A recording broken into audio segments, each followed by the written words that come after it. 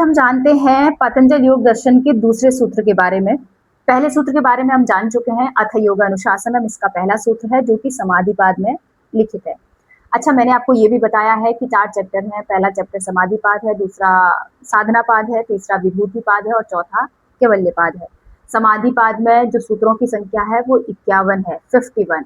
और इसमें पहला सूत्र हम समझ चुके हैं, अथ योग अनुशासनम।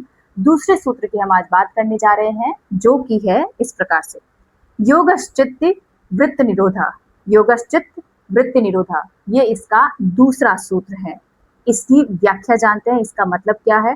अच्छा, चित्त वृत्त निरोधा अगर हम बात करते हैं इसका मतलब क्या है, तो चित्त की वृत्तियों का निरोध यानी कि सर्वथा रुक जाना। चित्त की जो वृत्तियां हैं उन पर रोक लगना ही योग है। अगर हमसे कोई पूछे कि योग क्या है, तो पतंजल योग दर्शन के अनुसार जो योग की परिभाषा है एक्चुअल में वो ये है।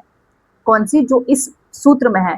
अगर आपसे पूछे कि योग क्या है, तो पतंजल योग दर्शन के अनुसार योगश्चित्त वृत्ति निरोधा, इसको जब आप लिखेंगे तो आपको पूरे पूरे मार्क्स मिलेंगे।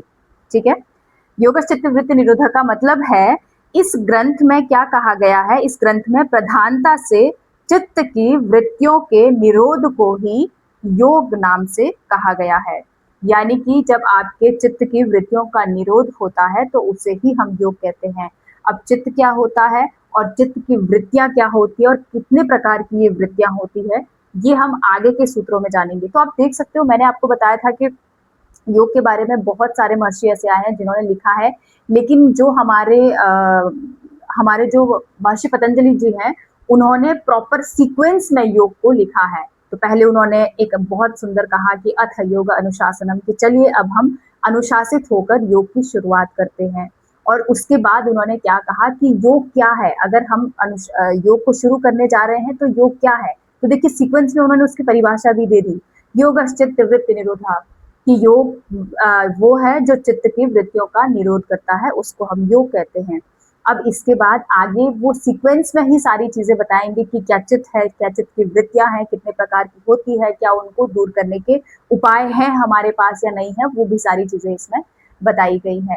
तो आगे नेक्स्ट हम कल अगली जो वीडियो आपको मिलेगी वो तीसरे सूत्र के बारे में मिलेगी।